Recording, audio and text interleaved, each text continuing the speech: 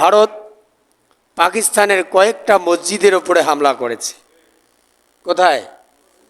মসজিদের উপরে হামলা করেছে। তাহলে এবার বলুন, এই বাংলাদেশের গঙ্গাছড়া উপজেলার আলমবিদ্যুৎ ইউনিয়নের বগুলাগাড়ি মসজিদের মর্যাদা আল্লাহর কাছে যেমন, পাকিস্তানের যে মসজিদগুলির ওপরে হামলা করেছে ভারত, ওই মসজিদগুলির মর্যাদা আল্লাহর কাছে ঠিক তেমন। তাহলে পাকিস্তানের চিন্তা ভাবনাটা হলো কোরআন এবং হাদিস ভিত্তিক, আর ভারতের চিন্তা ভাবনা হলো শয়তানের মন গড়া মস্তিষ্ক দিয়ে তাদের চিন্তা ভাবনা। তাদের উদ্দেশ্য হলো মুসলমানদেরকে নিধন করা। তাদের উদ্দেশ্য কি? মুসলমানদেরকে নিধন করা।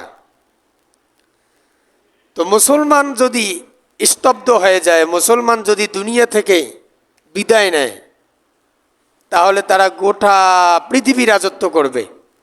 তাদেরকে বাধা দেওয়ার মতো আর কেউ থাকবে না। কিন্তু মুসলমানরা কি তা করবে? মুসলমানরা কি বসে থাকবে? থাকবে না।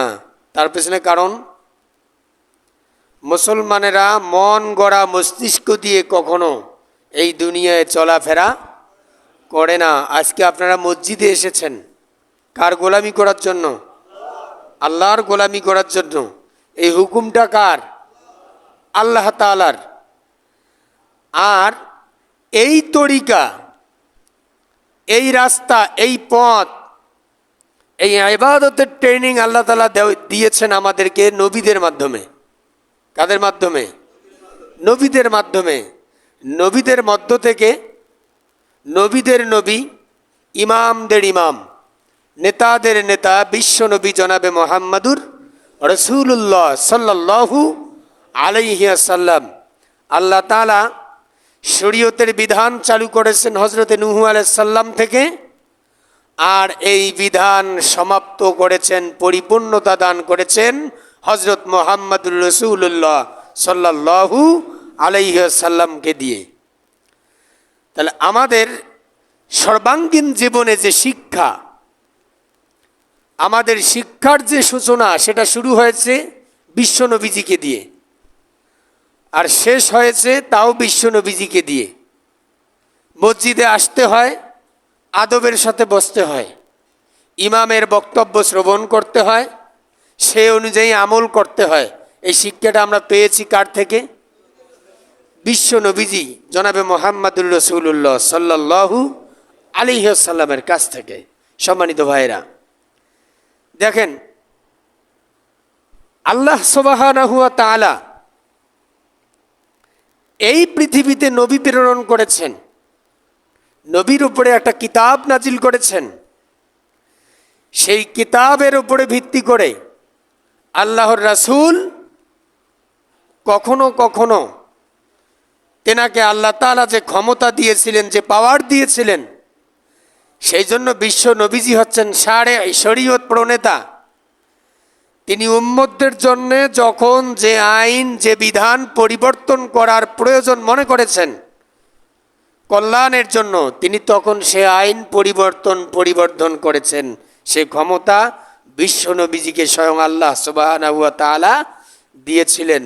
যার ফলশ্রুতিতে বিশ্ব নবীজি যে বলেছেন, বিশ্ববাসী শুনে নাও, হিন্দুস্তানের সঙ্গে তোমাদের মুসলিমদের যুদ্ধ হবে। এই যুদ্ধে কোটি কোটি মুসলমান নিধন হবে, তারা শহীদ হবে। মুসলমানদের রক্ত দিয়ে গোটা পৃথিবী একাকার হয়ে যাবে। খুব কম সংখ্যক মুসলমান, স্বল্প পরিসরে মুসলমানদের হাতে আমি আল্লাহ রাব্বুল আলামিন বিজয় দান করব, আর এই বিজয়ের মধ্য দিয়ে পৃথিবীর পরিসমাপ্তি ঘটবে। বলেন সুবহানাল্লাহ। আমরা তার আভাস পাচ্ছি, আমরা তার আভাস পাচ্ছি। যুদ্ধ লেগেছে মুসলিম কান্ট্রি আর হিন্দু কান্ট্রি, তার একটা আভাস। বসে থাকলে চলবে না। দুই দিকে দুই মসজিদের যুদ্ধ, মাঝখানে আমাদেরটা ফাঁকা। কখন যে ওই মসজিদের মুসল্লিরা বোম আমাদের মসজিদের ওপর দিয়ে নিয়ে যেতে ইচ্ছে করে ফেলে দেওয়ার পরেও বলবে যে এটা অসতর্কতার কারণে এটা হয়েছে, সেজন্য আমরা দুঃখ প্রকাশ করছি, ফেলাইছে কিন্তু ইচ্ছে করে, ফালাইছে কি ইচ্ছে করে। এরকমটা যে ঘটবে না এর নিশ্চয়তা আপনি দিতে পারবেন? তার মানে যুদ্ধ শুধু পাকিস্তানের সাথে লাগে নাই, বাংলাদেশের সাথেও লেগে গেছে। সেই প্রস্তুতি আপনাকে গ্রহণ করে থাকতে হবে। সম্মানিত ভাইরা, এরপরে দেখেন, আপনারা কি কিছু বলছেন?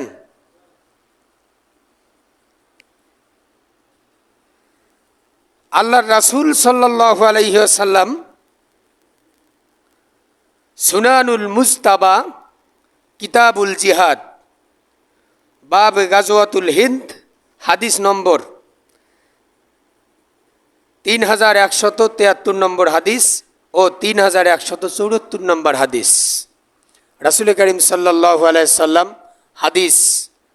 হাদিসের মাধ্যমে গোটা বিশ্বের মানুষদেরকে জানাই দিয়েছেন। হাদিসটি আবু হুরায়রা বর্ণনা করেছেন। হযরত আবু হুরায়রা রাদিয়াল্লাহু তাআলা আনহু থেকে বর্ণিত, তিনি বলেন, রাসূলুল্লাহ সাল্লাল্লাহু আলাইহি ওয়াসাল্লাম আমাদেরকে গাজওয়াতুল হিন্দের অঙ্গীকার করেছেন। গাজওয়াতুল হিন্দ যে হবে এ ব্যাপারে আল্লাহর রাসূল স্বয়ং নিজেই সাহাবা একরামদেরকে অঙ্গীকার করিয়েছেন, সাহাবা একরামদের সাথে কথা বলেছেন, আমি তা পেলে তাতে আমার জান ও মাল উৎসর্গ করে দিব। এ কথা কে বলেছেন? এই কথাটা বলেছেন হযরত আবু হুরায়রা। তিনি বলেছেন, আমার সময় যদি গাজওয়াতুল হিন্দ যুদ্ধ শুরু হয়ে যায়, আমি আমার জান এবং মাল দিয়ে সেই যুদ্ধে অংশগ্রহণ করব। তিনি এই কথা বলেছেন। সম্মানিত ভাইরা, এরপরে বলেছেন, যদি শহীদ হয়ে যাই তবে আমি উত্তম শহীদ হব, আর যদি ফিরে আসি তবে আমি আবু হুরায়রা জাহান্নাম থেকে মুক্তি পাব। সুবহানাল্লাহ বলতে পারলেন না? এবং আরেকটি হাদিসের মধ্যে বলা হয়েছে, এই গাজওয়াতুল হিন্দ নামক যুদ্ধে অংশগ্রহণ করে যে ব্যক্তি শহীদ হবে সেই ব্যক্তির শহীদি মর্যাদা হবে বদরের যুদ্ধে শহীদ যেনারা হয়েছেন, বদরের যুদ্ধ সংগঠিত করতে গিয়ে বদরের যুদ্ধ করতে গিয়ে যারা শহীদ হয়ে গিয়েছেন তাদের মর্যাদার সমান হবে। গাজওয়াতুল হিন্দে যারা অংশগ্রহণ করে শহীদ হবে তাদের মর্যাদাও হবে বদরের যুদ্ধের শহীদদের মর্যাদার সমান।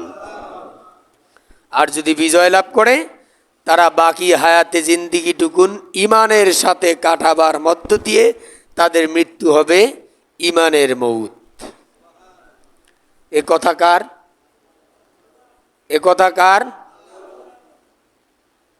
এ কথা হচ্ছে বিশ্বনবী জনাবে মুহাম্মদুর রাসূলুল্লাহ সাল্লাল্লাহু আলাইহি ওয়াসাল্লামের।